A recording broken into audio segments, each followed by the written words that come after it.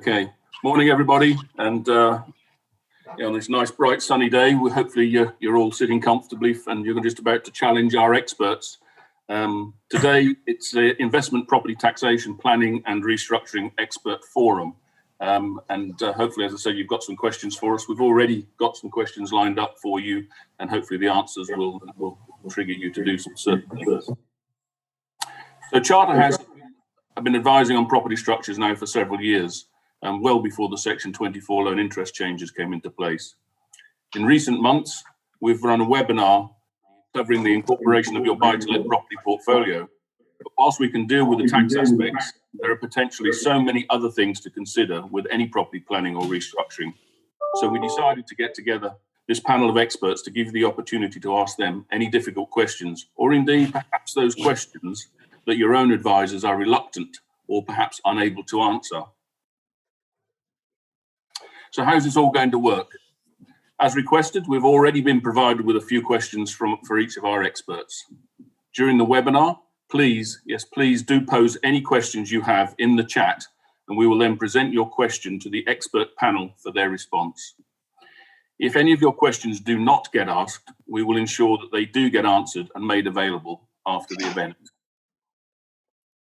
So our expert panel, just a brief intro from me, and then they'll all introduce themselves. We have Clive Curd from Veritas Advisory, talking about capital allowances. Welcome, Clive. We have Kieran Hayes from Hayes Finance, lending and mortgages. Rohit Rohela from Finsbridge Financial Planning experts. And our very own Rajesh Jawani from Charterhouse on property taxation.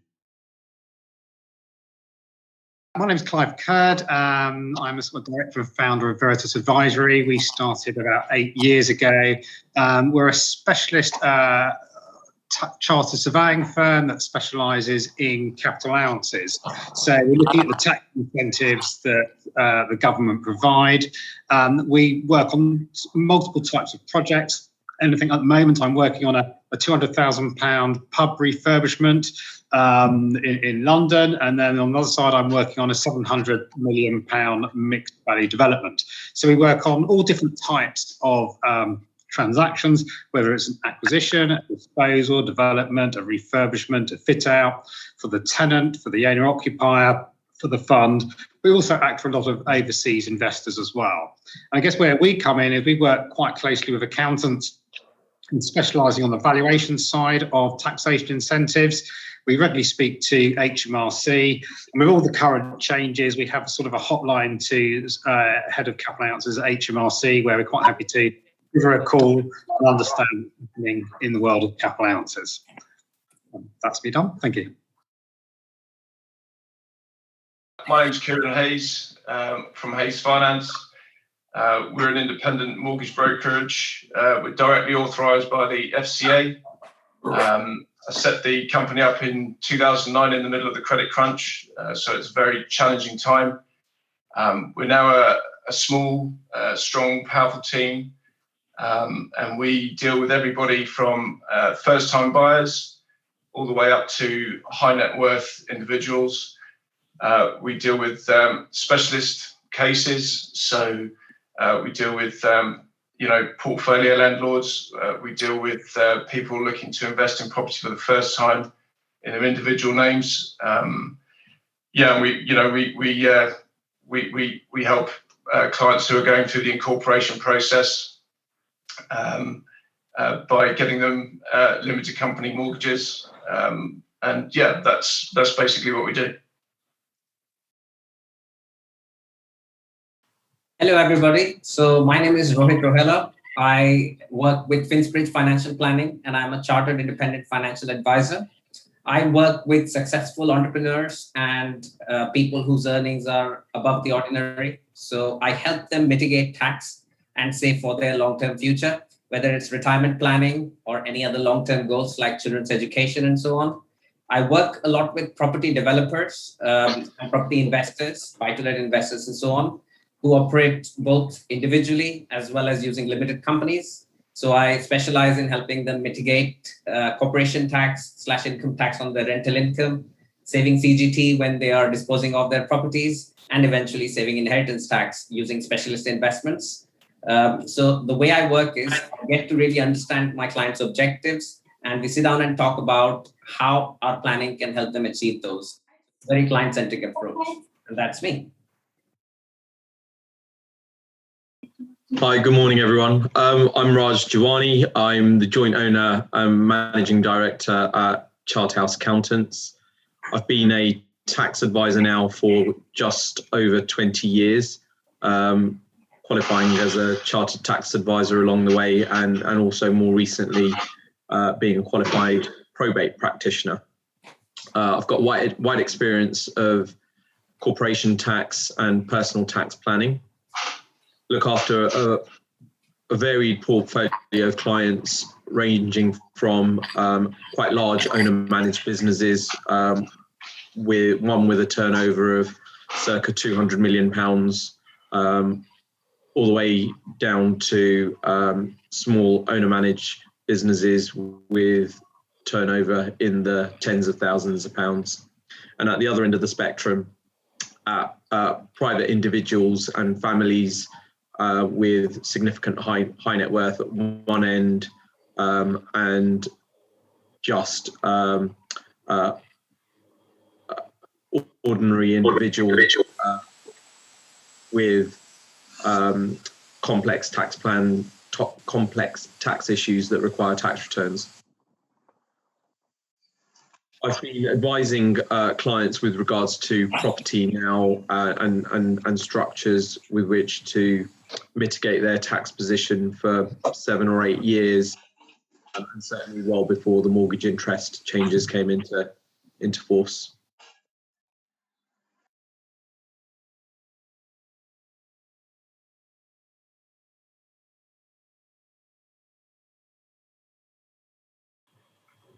First of all, it's worth saying that there's no one-size-fits-all solution.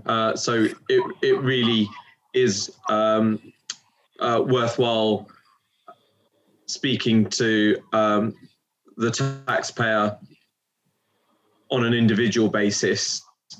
You can't just kind of read up about these things and decide, well, that's the way I'm going to go about incorporating my business and think that's going to be the right solution for you. In respect to this particular scenario, I'd be talking to this individual about Section 162 incorporation relief. That's one where you're able to move your business from personal ownership into a limited company, and you're able to hold over the gain, so you're not having to pay the taxman tax immediately upon the transfer of that business to a limited company, because the basic tax rules are such that where you as an individual transfer your business to a limited company, ordinarily HMRC would say, well, a tax charge arises, and they'd be seeking capital gains tax. However, a few years ago, there was a well-known case, and for those of you in property, you may well have come across this. It was the case of Elizabeth Moyne Ramsey, HMRC. And prior to her challenging HMRC always took the view that those that run a buy-to-let business aren't running a business at all, and that actually what they're doing is a passive investment. Elizabeth Moyne Ramsey challenged HMRC in that view, and going through the courts, eventually up to the upper tribunal, she won, and HMRC had to accept that she was running a business, and so therefore she wasn't liable to capital gains tax on the transfer of her buy-to-let business to a limited company. She would have paid stamp duty land tax along the way, however. So that's one possible. Another route that we've been advising clients of over many years is the use of partnerships and limited liability partnerships. And those, again, require bespoke advice based on the individual's circumstances, but can provide, in the right circumstances, a way in which you would be able to restructure your business into a partnership, and then that opens up far more opportunities for further restructuring down the line, which could also involve a transfer to a limited company. And the way in which we've managed to achieve that restructure for clients that have done that in the past has resulted in not only them mitigating capital gains tax, but also stamp duty land tax along the way, and also provided them with a really good structure by which they're able to now consider succession planning. Historically, I've come across many clients who have said, well, I've got this buy-to-let business, I've got 10 properties now. I'm going to give property number 1 to 3 to child number 1. I'm going to give properties 4 to 6 to child number 2, and so on. And in the process, they've been crystallizing significant capital gains tax charges, and also they've lost control of that business, because once the child has taken ownership of that property, they can't control what happens to the income nor the capital value thereafter. And so in the world that we live in now, with divorces being far more commonplace, the families are also finding that the family wealth is actually being lost, where divorce becomes an issue somewhere down the road. So by having a limited company structure, it actually allows the family to retain control of the family's assets and use shares as a means of succession planning down the road.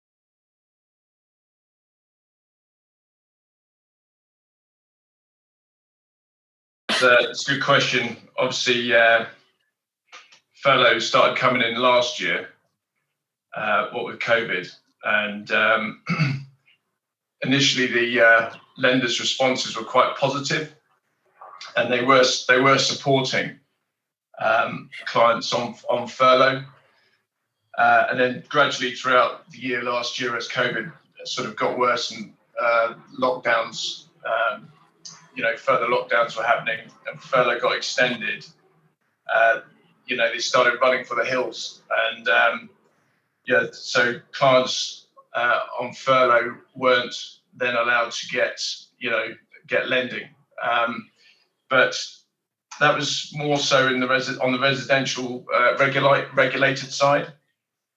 On the buy-to-let side, what you have is, it's obviously a slightly more specialist market. So there are actually lenders that don't take income into account anyway when it comes to buy-to-let. So there's no minimum income,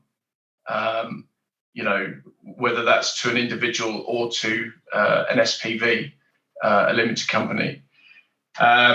So the types of lenders that don't have any minimum income lending to an individual would be, for example, the Mortgage Works, TMW, Leeds Building Society, Metro Bank, NatWest, Coventry Building Society. The types of lenders that support limited companies, special purpose vehicle setups, the likes of Aldermore, Castle Trust, Foundation Home Loans. Again, the Mortgage Works as well. They also lend to limited companies, and again, they don't have any minimum income. So in terms of impacting or having an effect on the buy-to-let side of things, it hasn't really. There's still a lot of opportunity out there, basically, to get finance with a buy-to-let lender. Some buy-to-let lenders have a minimum income. Some are 20 grand, 25 grand. Some maybe 30,000. But there's also, interestingly, there's also the private bank route. Private banks such as Coutts, Weatherby's, Handelsbanken, Arbuthnot Latham, they can be very bespoke to a client's circumstances. So, you might get property specialists with strange circumstances, and we can sometimes get a deal to stick with a private bank. And often there's a minimum loan size, so you're looking at often £1 million or over.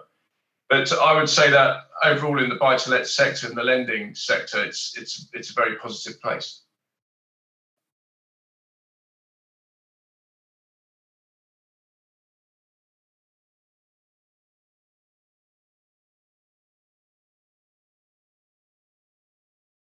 Well, yes, it is only to companies. So this was the announcement by the Chancellor in the budget that to help out, to incentivise businesses to invest in plant and equipment. So it's very much, first of all, designed, so if you've got a business and you want to buy some more machinery to use for your business, to bring forward your investment. And the incentive was really getting this capital allowance. You would get 25% back for a corporation taxpayer only, not for limited partnerships. And it all sounded great. And when they published it, they said we were going to exclude leased plant. Now, obviously, if you're a property investor, you do lease out your plant to get your rental income or your building. But actually, from a really positive point of view, there was a lot of people that went to HMRC and said, well, this isn't really going to work. You know, if you want investors to encourage spending money on plant and equipment and refurb their properties or develop or invest or extend over the next couple of years, you've got to allow them to have this tax incentive as well. So good job, the government listened, and they have actually reversed this. So you can now claim background plant on machinery for your investor. So just a quick brief overview of how it works. It's really designed for commercial property, so if you're industrial, your office, your retail, but it's also available to some residential, so not for your dwelling, but furnished holiday lets, for student blocks, for build to rent, apart hotels, care homes. So any business that spends money on that, they can get it back. So if you spend on items such as plant and machinery, you might put in security data, fire alarms into your systems. You might refurbish all the welfare areas, your kitchens, sanitary ware, any kind of trade items.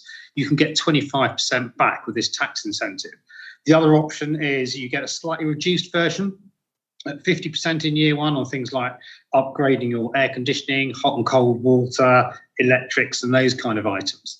And actually sort of linking back to the two panel members, Kieran and Raj, it's very much about the individual. So it's looking at, can your company get that benefit now, or can they get it in the future? You know, tax rates definitely going to go up. So it's very much of looking at the whole picture and trying to work out, you know, every property is different, every deal is different, every taxpayer is different. I think you've got to sort of look at the whole picture and see how these tax incentives work into it. I think my final point on this is really that the government talk a lot about tax simplification. In my view, it's easy to collect it, but what they're not really helping is it's certainly making it more complicated to get these tax incentives available. And there's so many rules and regulations now, and which people can claim it and which can't. It's very much having a look at individual taxpayers' situation and each one of their properties and finding out how each individual can take the benefit.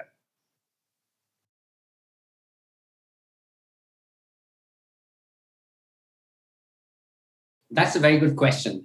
Now, before we jump into that, I just want to talk about why pensions are such a great vehicle. So you get tax relief on your contributions if you're making personal contributions up to 40%. And you can make company contributions where you save on corporation tax because it is a tax deductible expense against your profits. Now, for limited company directors who own a property portfolio, it's great because they can then use surplus money in their companies to make pension contributions. That saves them 19% or even greater corporation tax. In addition to that, if you think about it, you've drawn the money out of the company and you've saved on the dividend tax of up to 38.1% as well. So these are great vehicles to extract profits from a limited company. But if you are a landlord who holds the property in individual names, then it works slightly differently. Rental income does not qualify as relevant earnings for a pension contribution. So you can only contribute to a pension up to 100% of your relevant earnings, which is typically your earned income. So if you are a full-time property landlord, then your contributions to a pension are limited. But thankfully, there are other vehicles which can be used in a similar way to pensions. These are vehicles like enterprise investment schemes and venture capital trusts, specialist investments, but you get up to 30% tax relief from the government. So the key here is to consult an advisor, an expert like me, who is able to look at your situation and then advise you on the right combination of vehicles, because often it's not just one, it's a combination of 2 or 3 different tax efficient investments to get the outcome you want. Hope that answers the question.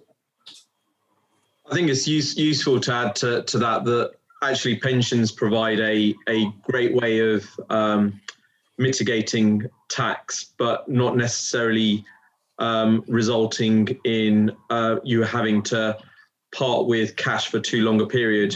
So especially for those people that are approaching retirement, it's really worth considering ramping up your pension contributions, because with flexible drawdown nowadays, there's means to access the cash in a relatively short period of time. And especially those that Rohit mentioned relevant income. Well, actually, even where people don't have earned income, they can still contribute up to £3,600 per year gross, which works out to be something like £2,700 net. So the taxpayer parts with £2,700. HMRC will put another £800 into the pension scheme, or whatever the figure might be, there or thereabouts. So now you've got £3,600 in the pot for that tax year.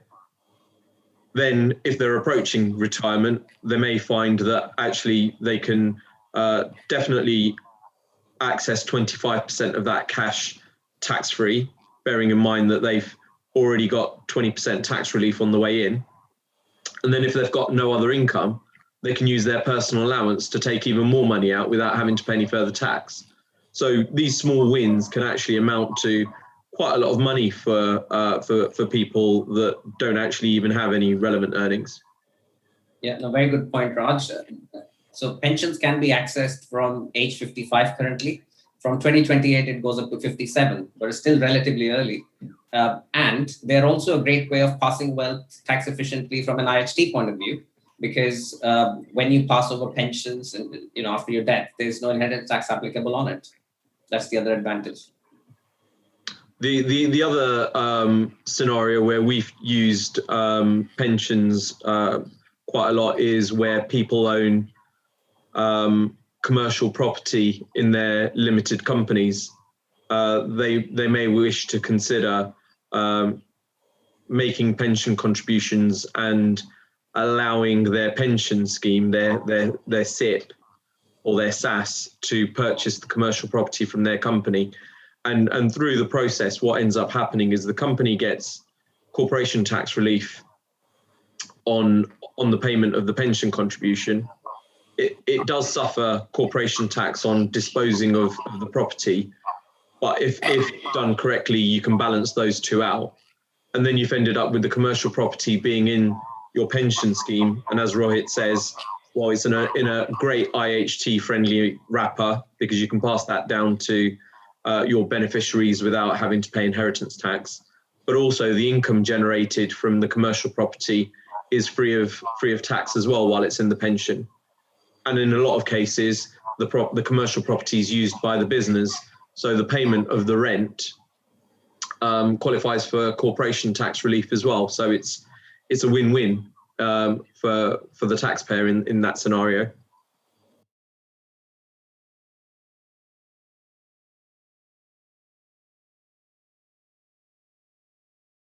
The simple answer is go and speak to a tax advisor. You really need a bespoke solution. But structures that we've advised clients of in that scenario are ones that I touched upon at the beginning, which is partnerships, limited liability partnerships, limited companies, because one of the things that I always advise my clients is it has to be a solution that works for you first. Forget the inheritance tax. You've got your retirement to pay for. Don't give everything away before you've even started to enjoy your life and go on all those cruises and play golf, because once you've given it away, you've got to expect the worst case scenario where your kids have either spent it or they've disowned you because now they've got loads of money and they're living in the Caribbean. So you do need a very bespoke solution based on your personal circumstances.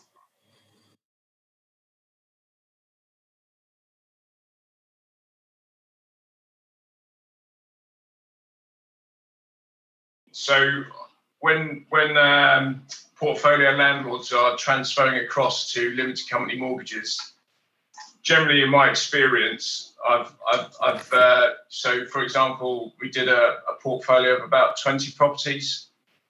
We had 20 separate mortgage offers across 2 lenders, and they all completed individually, really, over a course of a couple of months. There used to be I think pre-credit crunch days, kind of drawdown mortgages that you could draw down on your portfolio. In my experience anyway, I've looked for those mortgages. I've been promised those kind of mortgages, but I've never actually managed to actually complete on one. They've always been separate mortgage offers, and the lender's always going to secure on each property, and it will probably take personal guarantees as well. Most lenders nowadays take personal guarantees in a limited company. So if for example your current portfolio has redemption penalties, over a period of say 3 to 4 months, we would just time the new mortgage offers to complete, after those penalties have subsided. That's all we would do.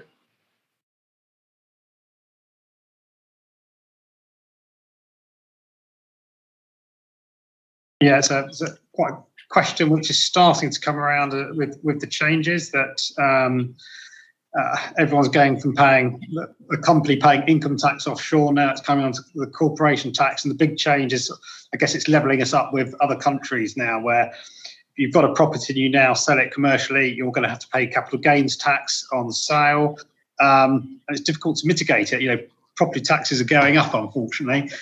So one of the things you can do is you can use the capital allowances. So even if you've not claimed in the past, have a quick look at what property you've got at the moment or what you're going to buy. Make sure you get these benefits, these tax incentives. And even if you can't use it now, you can roll them forward for that eventual sale. So it's tax planning, looking at what you can claim now and taking it forward for the future. And again, it applies to all types of properties, apart from sort of like your actual dwelling. But things like any kind of commercial. It can be furnished holiday lets, it can be apart hotels, care homes, offices, any kind of sort of commercial. So hopefully that answers the question.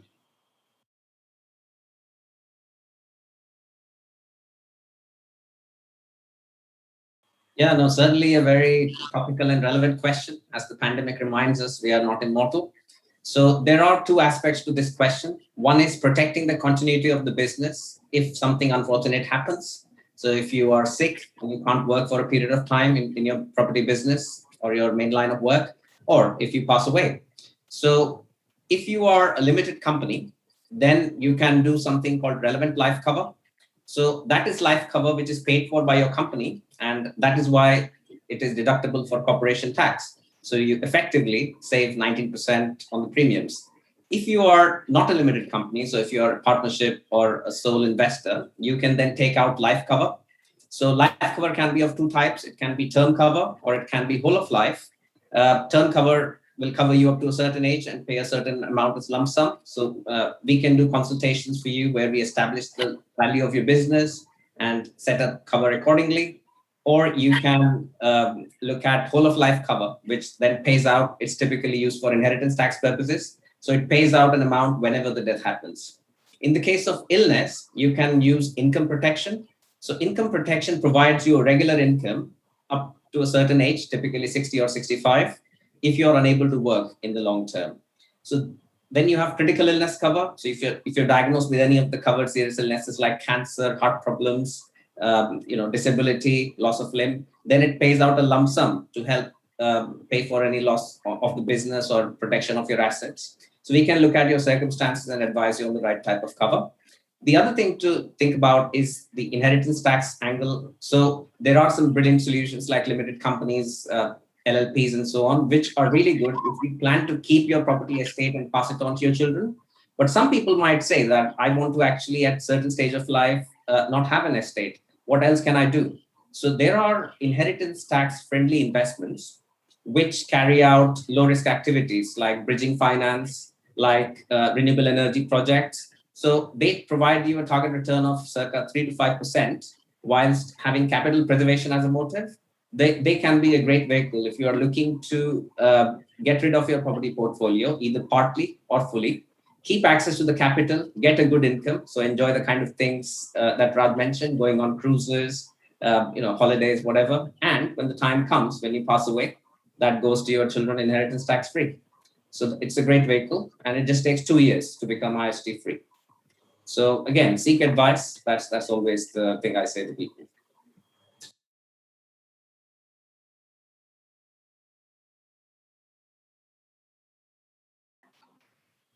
Generally, I think that it's had a very positive effect on the lending market. If you think that in the credit crunch in 2008, we went back down to 2 buy-to-let lenders, which were the Mortgage Works and Birmingham Midshires, and we went from that to where we are now. We've probably got about 30 plus lenders in the market, all vying for business. All with different criteria. They're specialist lenders, specifically looking to lend to professional landlords and on specialist property as well. So, we've got lenders that we can go to for 1 or 2 bed flats. We can then go to other lenders, for 16 plus HMOs or multi-unit blocks. Prior to sort of 2014, 15, that those kind of lenders were quite hard to find. So I would say it's had a really positive effect. And, that increased competition is obviously is good for rates, and good for loan to values as well. So in the heady days of pre-2008, lenders were going up to 85%, but one even went up to 90% at one point. They're not around anymore, surprisingly. But now the sort of conservative level is 75% loan to value. Some will go up to 80. But yeah, look, I think it's a really positive place. And, rates at 75% loan to value, some 5-year fixes out there at 3.39 to 3.79.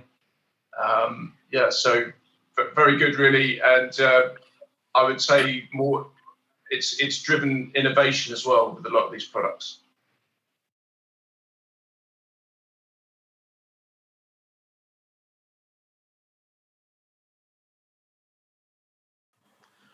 So the main difference between going straight from sole trader or joint owner into limited company is that you would be doing that under Section 162, which means that the only thing that you can get in return from the company is shares in that company. So all that capital value that you've built up within your buy-to-let business is locked into the company. And only gets crystallized at such point as you close the company down, or you gift the shares, or sell the shares. Whereas if you go through the use of a partnership or an LLP, there are ways and means to then move on to a limited company without locking all that capital that you've built up, and effectively the company recognizing that value that you've built up in the form of an IOU. So you'd then be able to access profits generated by the limited company through repayment of your IOU. And also there'd be the possibility of mitigating the stamp duty land tax that would otherwise arise from the direct incorporation from sole trader or joint ownership.